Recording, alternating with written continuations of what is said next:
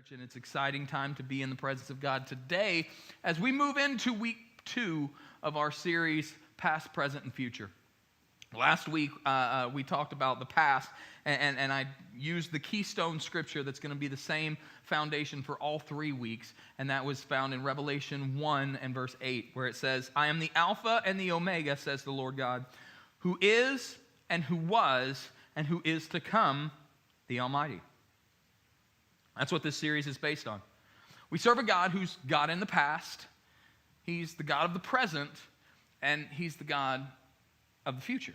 And no matter where we are, we can call on His name, and He is always right there. Last week, we talked about the past. We saw that the past has the ability to keep us from God's presence. That if we don't deal with the things of our past, if we carry those forward into our present, we cannot move into the fullness that we have, that Jesus wants us to have in that relationship with Him. We have to move beyond that. The past is there for us to look at, not to focus on, and not to live in. We also were looking at things from the present perspective today. Whether you're living your best life or maybe whatever's going on right now, you can't even imagine what your best life might look like because of the things that you're facing. We have to realize that you may be in so deep of despair that you can't see past what's going on in your life. But we're going to look at the present regardless. Because it's easier for us to look back and see where God has brought us from. There is a testimony. We saw last week that we have a testimony, and we're to use that testimony. It's a reflection of where God brought us from. And it's easy to look back and see the journey and how far we've come. And also, we can look forward into the future. We're going to talk more about the future next week. But we can look forward into the future, and we have the hope of heaven. We have the hope of things getting better. We can look forward into the future. But sometimes it's just difficult to take a look at the present. It's difficult for us to look at where we are right now. Sometimes it's hard to see God in the present moment. And when things are going well, the enemy usually takes one of two attempts to distract us in our lives. He'll take it when things are going well, that you were the reason for it. He'll get you to a point where you are the one that created the circumstance. You worked hard enough, and so things are good because of you. You were good enough at whatever you were doing. You were good-looking enough. You were talented enough. Whatever it is, the enemy will tempt you to believe that the reason you are where you are when things are good in life is because of you. And we forget that God is the one who causes the increase. You have to remember that it's only because God brought you to this season that you are where you are now. We saw this, and it's a reminder that the steps of the righteous man are ordered by God, and He delights in His way. God delights when we follow His will. When we do what He calls us to do, God delights in that. But when things are bad, here's the other way. Here's the other way that the enemy will come in and he'll try to tempt you. When things are good, he'll tempt you to think that you're the reason because of all of this. When things are bad, you'll be tempted to think the same thing. I'm the one that did this. I'm the one that or even worse, you'll be tempted to believe that God abandoned you during those difficult times. Where is God in those moments? And it's my prayer that today we will realize that God is here. God is now. God is with us in this moment. So the New Testament was written mostly in Greek. They spoke different dialects, but for things that were written, the majority of things that were written in that time were written in Greek. And there are Greek and English words that are sometimes very easily identifiable, but there are some things that there are multiple words in Greek, and we use one word in English. And if we don't look into it, we can see and miss the depth and the richness of some of those words. And that English word is the word time. So we're going to talk about the present today, but we're going to look at it from the perspective of time over the next few minutes. There's a couple of Greek words for our English word time. Those words are the words chronos and kairos. And those are, sometimes I trip over the Greek, but those are words I can say. Chronos and kairos. And when we read the English translation of scriptures, when we come across the word time, we need to realize which time we're talking about. So when we talk about time, today I'm going to look for the next few minutes at the difference between these two. Chronos is the chronological passing of time. It's time moving from the past into the future. It's linear. It goes in one direction. It cannot be stopped. It cannot be backed up. There's nothing that we can do, but it can be measured. Chronos time is measured by a watch. It's measured by a calendar, if we're talking that far out.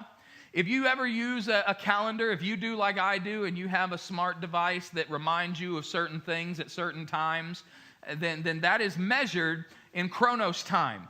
I will sometimes put in there, in fact, I did the other day, remind me on Friday at 11 o'clock that I have a lunch meeting with somebody, and then it reminded me. Because sometimes I'll forget. But that's Chronos time. We have something that is measurable by what's happening. Chronos dictates your schedule. Chronos cannot be stopped and it cannot be slowed down. I mentioned that. Chronos is measured by natural forces that we have no control over, such as the rotation of the earth. 24 hours in a day, most days, unless it's daylight saving time, and then we take one or add one, depending on, whatever. But the earth rotates, and then it's also measured longer in the revolution around the sun. One revolution around the sun is a year.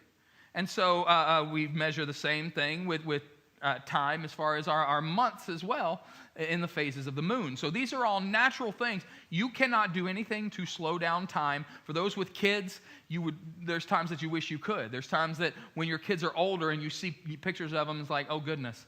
I see pictures of my kids when they were little, and I'm like, I wish I could go back in time to when they were this size again. We can't do anything about that. As much as I wish that Doc Brown would come speeding in on a DeLorean and would be able to take me back in time once I hit 88 miles an hour, and if you don't know what I'm talking about, I'm sorry. It's a movie, Back to the Future. But you can't do that. You can't go back to 1955 and make sure that your parents meet, whatever.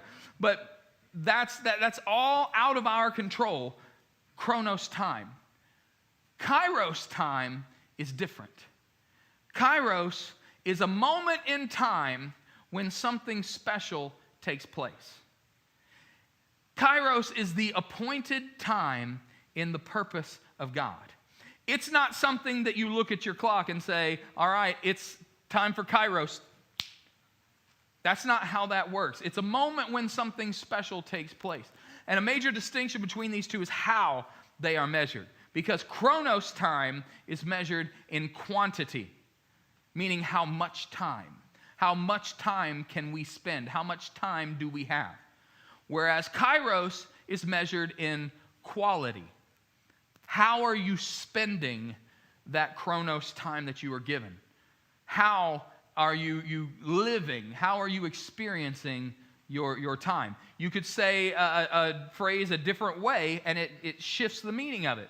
For example, I have been married for 20 years. That is Chronos time. It's not until March, but in March, Lindsay and I will have been married for 20 years. I can measure it by a calendar. I can go back and see exactly how many days that is. That's Chronos.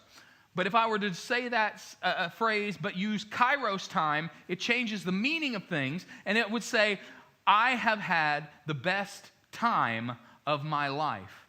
Marriage has been the best time of my life. And to say that, I'm not talking about chronological time here. I'm not talking about 20 years as much as I'm talking about the quality of the time spent with somebody. So chronos is used to measure linear time. Kairos is used to describe special events. So I can look back over my entire 44 years of life, and I can identify various Kairos moments. Like my wedding day is a Kairos moment. Like the birth of my children are Kairos moments. Like my graduation was a Kairos moment. 3 different graduations have been Kairos moments. There are other Kairos moments where the time was special, where certain things happened, and where I can identify a Kairos moment where someone laid hands on me and imparted a gift into me, the ability to do something that I didn't have the ability to do before. A Kairos moment for me was when I was going into ministry. Someone laid hands on me, and I had been singing my entire life, but I was heading into a music ministry position, second, this person laid hands on me and prayed the ability for me to be able to learn to play the piano and to be greater than they were. And I had tried to play the piano before, and it didn't really work well. Well, after that moment, I began to learn, and it was like something opened up in my mind, and I began to learn more and more and more, and that prophecy became true, that impartation, that kairos moment. It wasn't just a moment in time where I can set my clock to. It was a moment where things shifted for me. Any special moment in your life could be a kairos moment. Unfortunately, we become more concerned with chronos. We become more concerned with the clock and the calendar. And we miss out on the kairos. We miss out on the special moments where God wants to do something amazing in your life because we're so worried about the clock, the calendar, what's coming next, when we have to be, what we have to do. And while we may not admit it, because we're bound by clocks and calendars, we sometimes behave like God is also bound by clocks and calendars. We set deadlines. We kind of put parameters on things, and without realizing it, we're putting God in a box saying, you have to move by this time. God, I'm giving you until this day to make this happen. And God, we fail to realize that God exists outside of time. A deadline may be approaching for you, but God has no deadlines. I talk about it periodically about how it's difficult for our minds to comprehend time because everything that we are is limited in the physical constraints of chronos time. God exists outside of chronos time. God is able, because time is linear, it goes in one direction. God stands on the outside and he sees what happened 1,000 years ago, 4,000 years ago. He sees what happens tomorrow, 6 weeks from now, a year from now, and he sees what's going on right now. He is in all of those moments. So he has never been late to anything because time exists within God. There is no late to God. Here's the thing. He's never been early to anything either, because when I'm early somewhere, if I'm not 5 minutes early, I'm late. I don't like being on time because if you're on time, you're late. So I'm always early. I try to always be early for things. One of the reasons is because I don't want to keep somebody waiting. I don't want to be late. Well, God is never at risk of being late, so God is never early. There's no need for him to show up early because whenever he shows up, it's the right time. Why? Because he's God. And wherever he is the right time. And he's a God who doesn't panic. He doesn't worry. And it's always been this way. It's always God. He's the same yesterday, today, and forever. God is in your past. I didn't say he was in your past. Again, he exists outside of what we know of as time. He exists outside of chronos. So he is right now in your yesterday. He is right now in your tomorrow. And he is right now where we are. He is everywhere, and he exists outside of time in every moment at the same time. That means everything we talked about last week, he's dealing with it. It means everything that's going to happen, he's going to create something beautiful. He's going to take all this pain, all this hurt, all the stuff that happened to you, and he's going to make it into something beautiful that you will walk into. But he doesn't skip where you are right now. He's here. He told his disciples, he said, I'm going to go prepare a place for you, and if it were not true, I would have told you. So we have confidence to know that he's preparing a place for us. And that should give us confidence right now that he's here.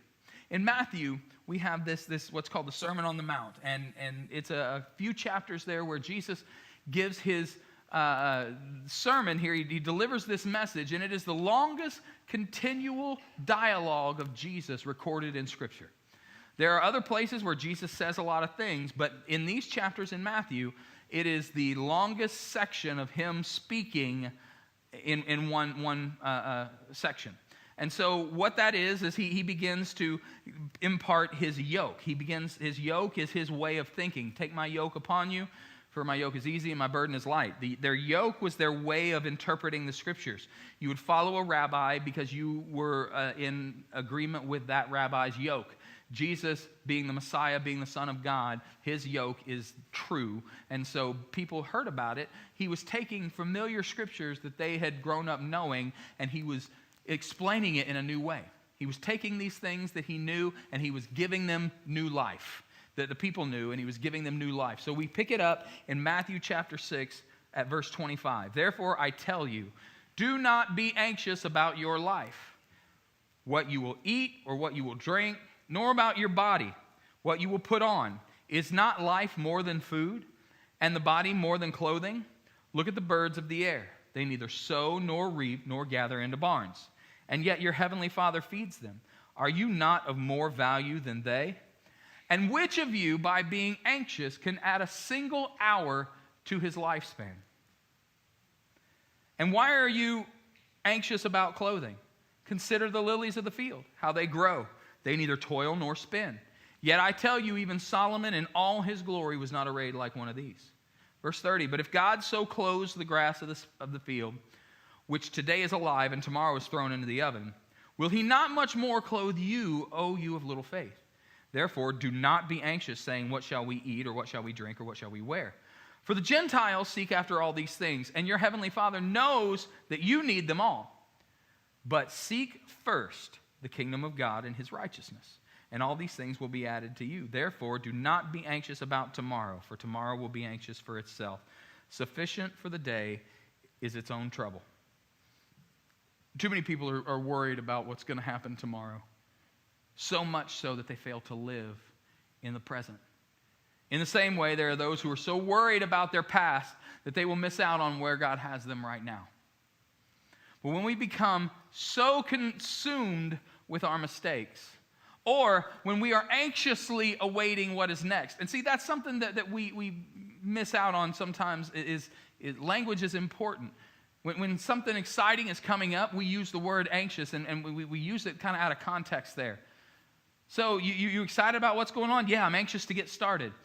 And it's almost like anticipation. And it's almost like a good thing. Well, no. Anxious is anxiety. It's not good. It's not what we are called not to be that way.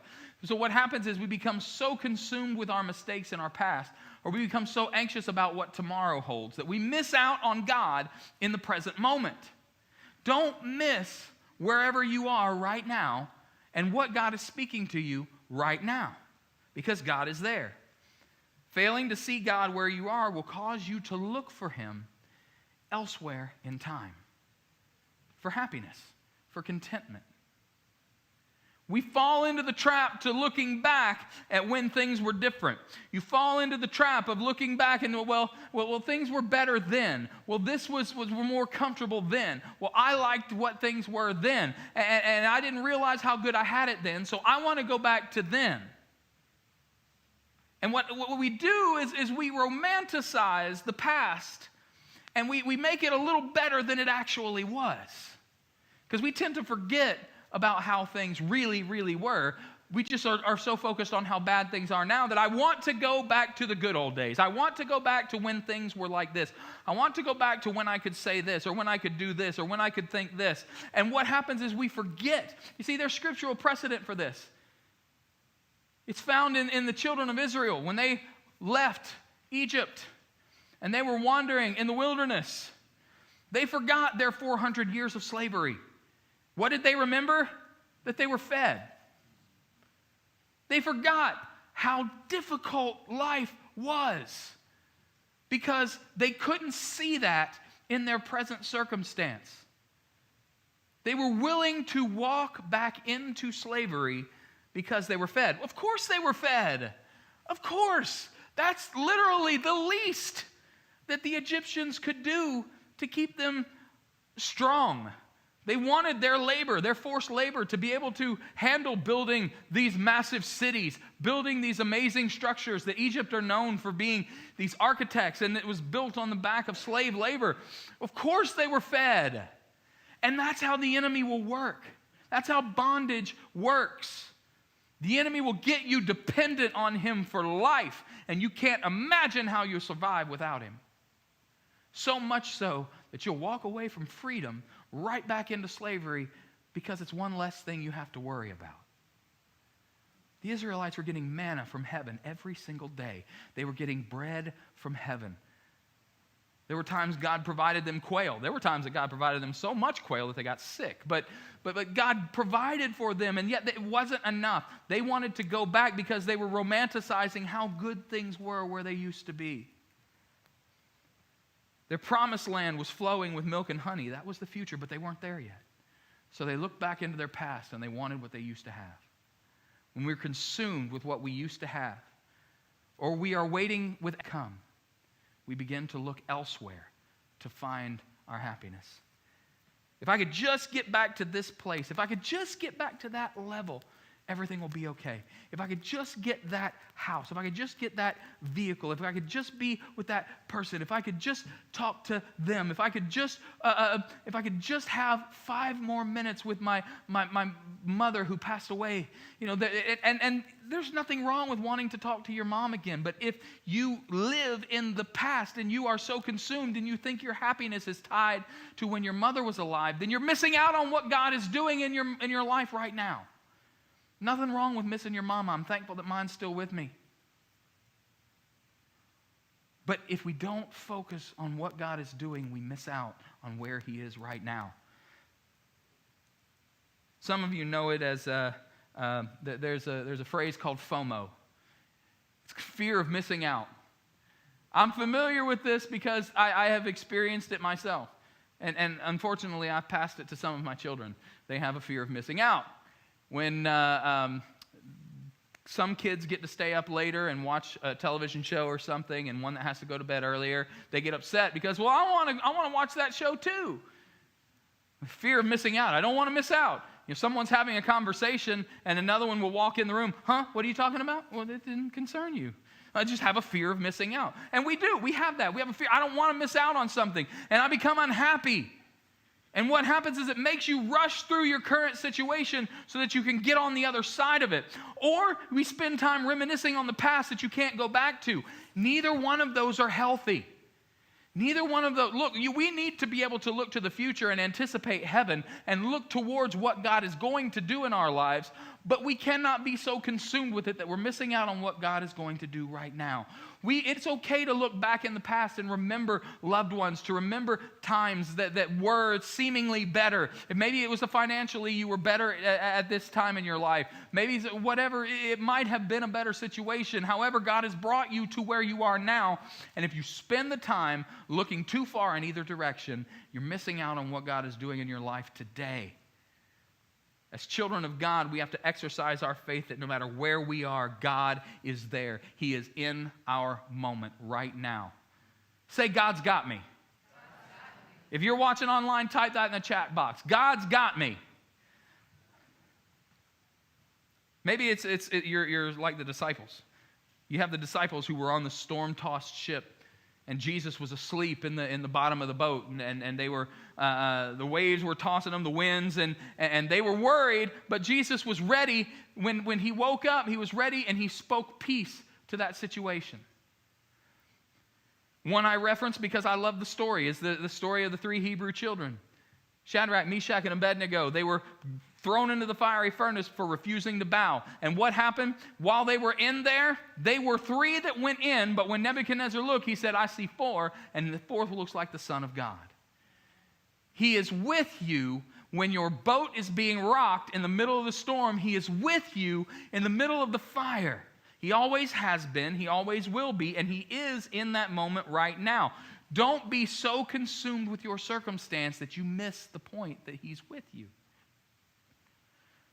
Sometimes the greatest kairos moments can happen in the darkest moments of your life, in the trial, whatever it is that you're going through.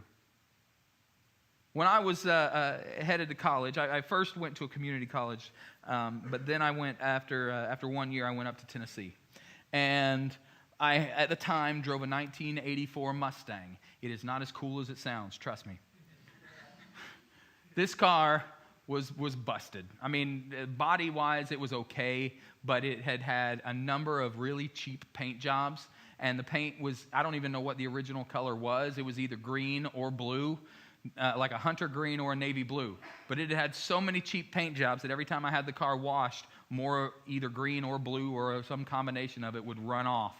And it was not a good-looking car. And that was just the outside. The inside, had its own set of problems. But I paid for it with my money, and it was my Mustang, so I liked it. I didn't take it to Tennessee with me when I went to college. I went up there and stayed for a while and really didn't like having to live on campus without a car. I was dependent on other people for a ride. If I wanted to go 20 minutes up the road to go cliff jumping, which is something that we would do on the weekends, I had to ride in the back of somebody's pickup truck bouncing all the way there. So I come home for Christmas, and my parents and I were talking about Christmas gifts and what do you want for Christmas? And I said, you know what I really, really like? I want my car painted. Because I didn't want to drive up there in that busted old Mustang, and we called it the chameleon Mustang of death.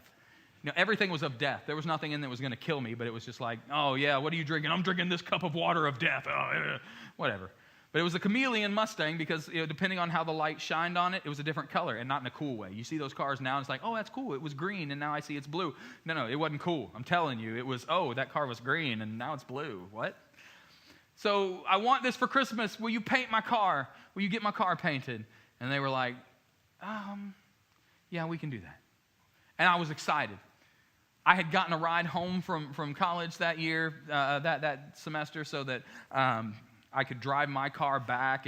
And the way we had worked it out with my parents is they were going to meet me in Ocala, where the person bringing me home was splitting off to go their way. And I was going to be able to see that car and drive it. And I had already pictured it in my mind. We were going to meet up there at I don't even know if it's still a Stuckey's, but it was a Stuckey's. And I was going to meet at Stuckey's and get in my Mustang. And it didn't have air conditioner, but it didn't matter because it was December. And I was going to ride down the turnpike with my windows down. I was going to ride down 27 with my windows down. I was going to cruise all the way home in this Mustang that had this nice new paint job. And it was going to be powder coated. It was just going to be nice. And people were going to look and say, oh, he's awesome. And when I got to Ocala, they weren't there with the car. My dad and my uncle came to pick me up, and actually in a pickup truck, so I had to ride in the jump seat in the back of a extended cab Ford Ranger. The whole way home, I'm expecting to drive in my car, and I'm sitting sideways in the back of a Ford Ranger. So we get home, and I asked them, or when we pulled into the driveway, I looked over, and there was my car sitting right where I'd left it. Don't worry about it. I know you wanted your car. I know you wanted to get it painted. We're going to take care of it. And so for the next few days, I would look out and see, and my car was still there. They're going to take care of it. Christmas Eve, I look over, and it's still there. And I'm like, there's no way. I mean, they could take it to a little body shop and get another one of those cheap paint jobs so I could have it for Christmas. And if they do that, I'll still take it back. I know my parents don't make a lot of money, so I wasn't expecting a whole lot. I just wanted this, and I began to live in my head for what tomorrow was going to hold. And I was missing out on what God was doing right in that moment. And I missed all the signs. Finally, I just stopped asking. They were like, I told you we'd take care of it, so don't worry about it. So, okay, Christmas morning comes, and we open presents. Everybody's going around, taking their turns, opening their presents. And I know that they said they were going to paint my car. And my parents, I knew if it wasn't going to happen, it was because financially something happened that I didn't know about. So I was trying to understand. I really was. But I was moping. I was absolutely...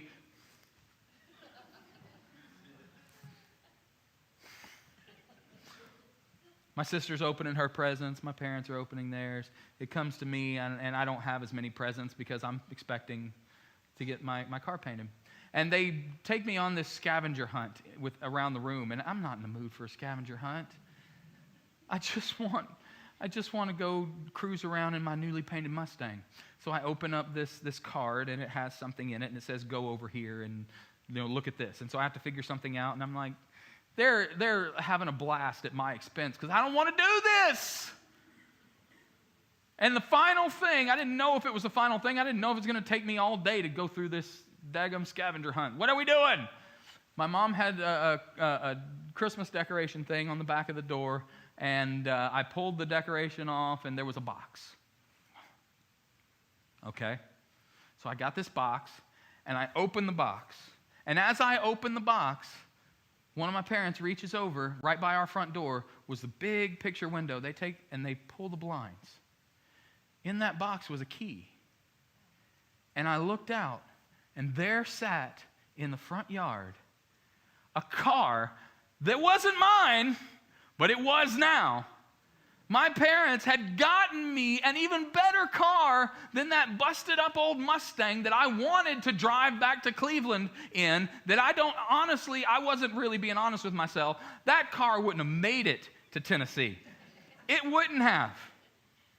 In fact, I think I blew the engine in it because because I was irresponsible. But here is this car, and it would end up becoming my favorite car that I've ever owned. And look, I understand how cars are. I'm not a car guy whatsoever.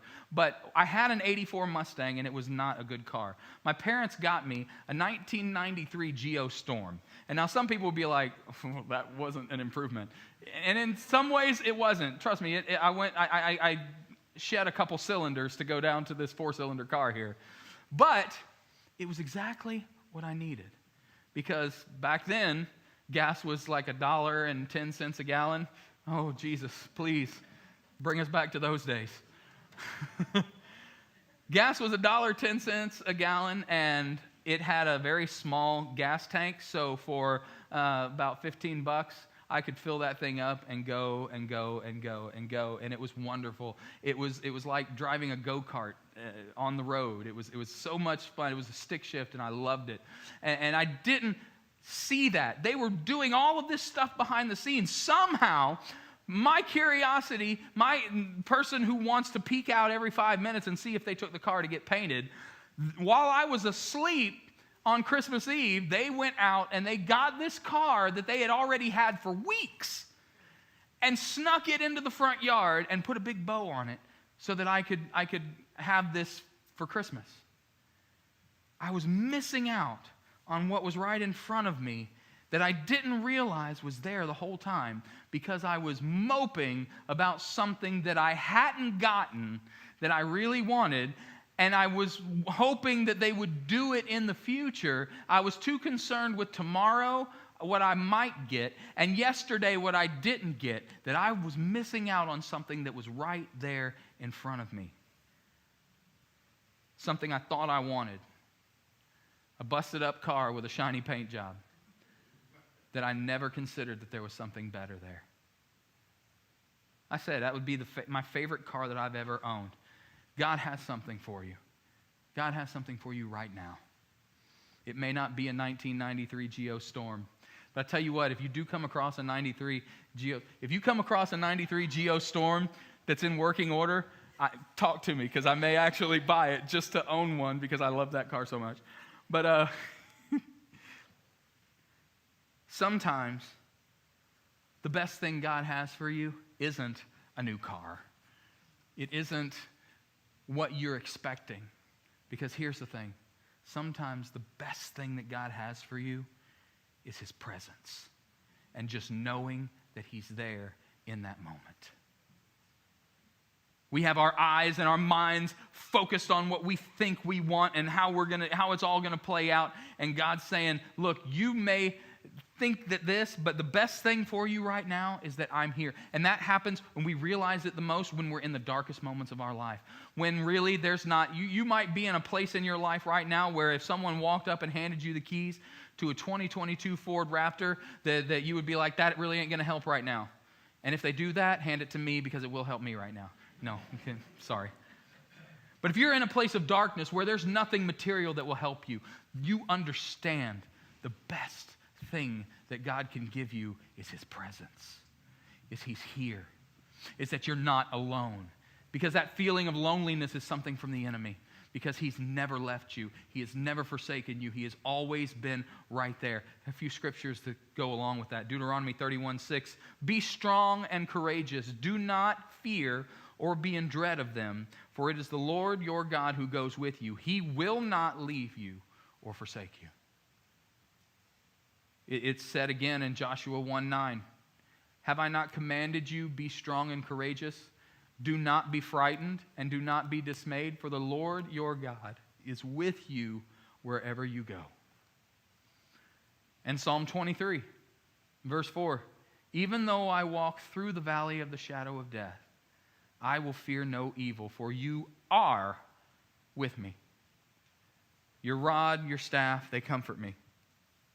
Wherever you go, He's there. He's already been where you're about to go. And he was with you where you were. But every step you take, he is there. In your present circumstance, God is there. Again, he never promised that you wouldn't go through things. He just said that you wouldn't have to do it alone. And he wants us to remember that he is here. You may have walked in here this morning worried about something that's on the horizon. Bills.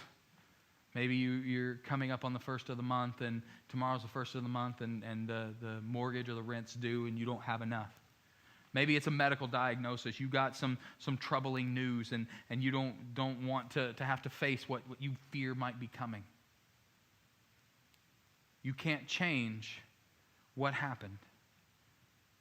You can't change what's going to happen if it's something that's out of your hands. But you can trust that God is in control.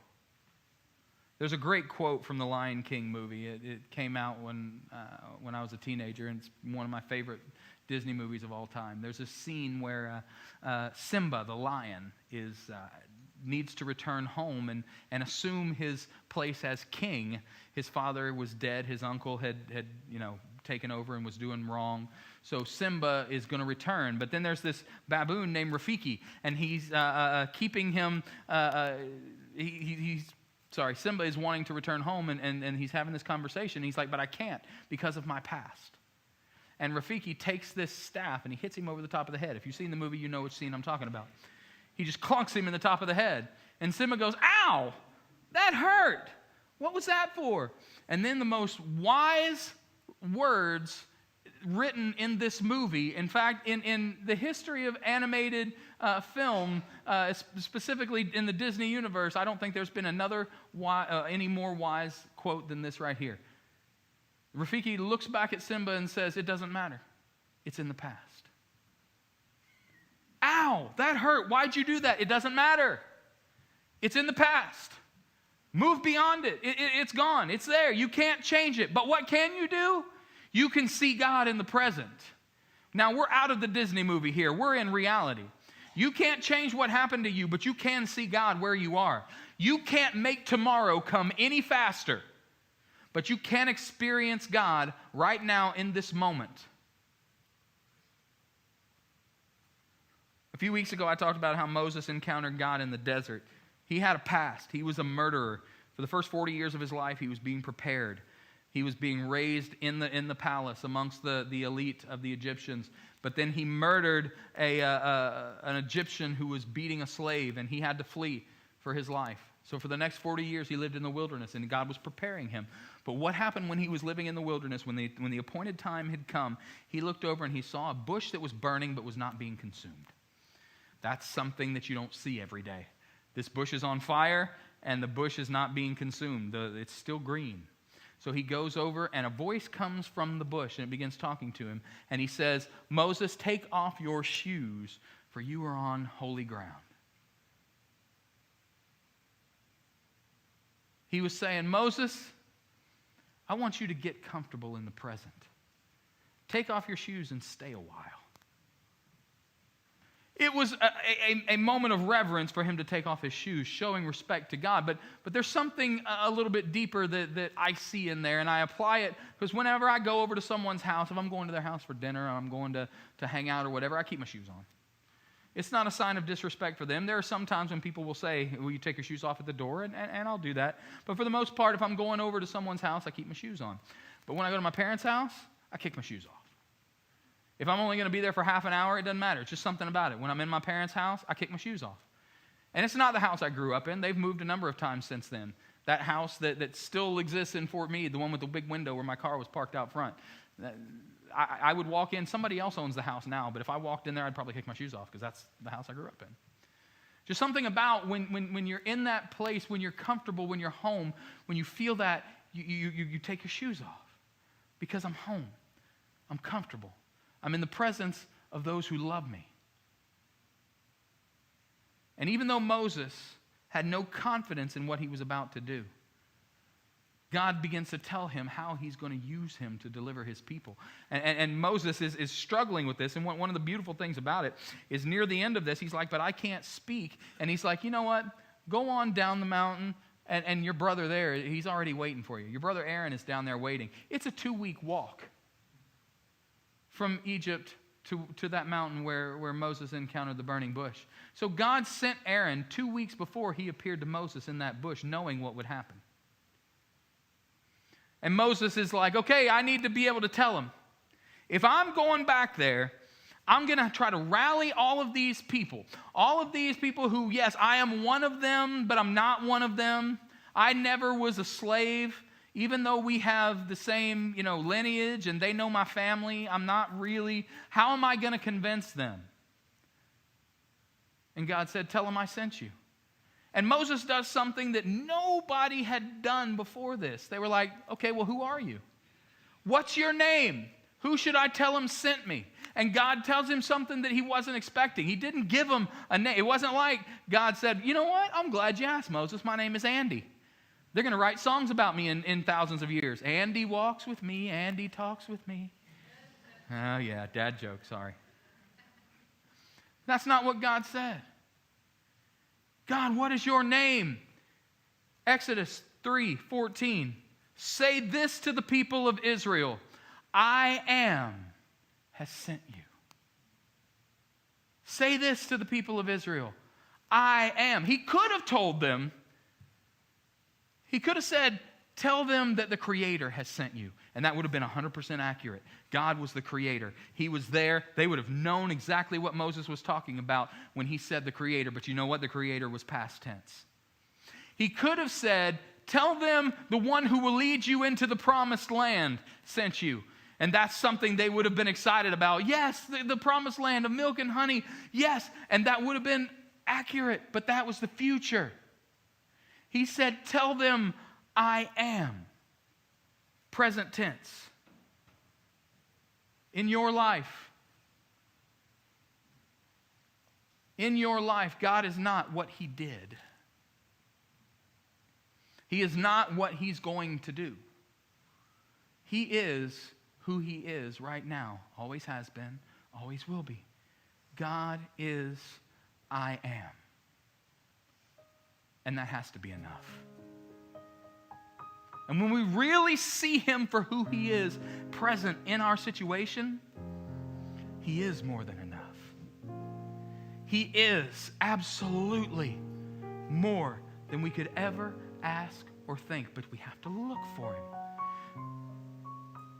It's not that He's hidden. He's not playing hide and seek. It's that we have to move everything else out of the way. We have to allow the past to be the past. Only glance back there to remember where we've come from. It's to allow tomorrow to happen. I'm going to make plans for what I want to do, but I am not going to focus on tomorrow so much so that I miss out on where God is right now. And we do that. We seek first the kingdom of God and His righteousness, and then all these things will be added. Psalm 41:6.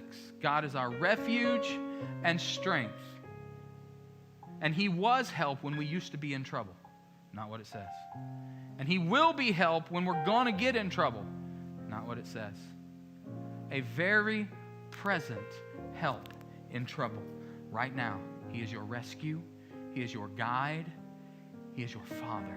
Will you stand?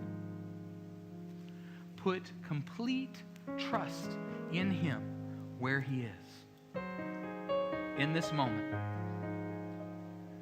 Our prayer should be, God, provide us with Kairos moments.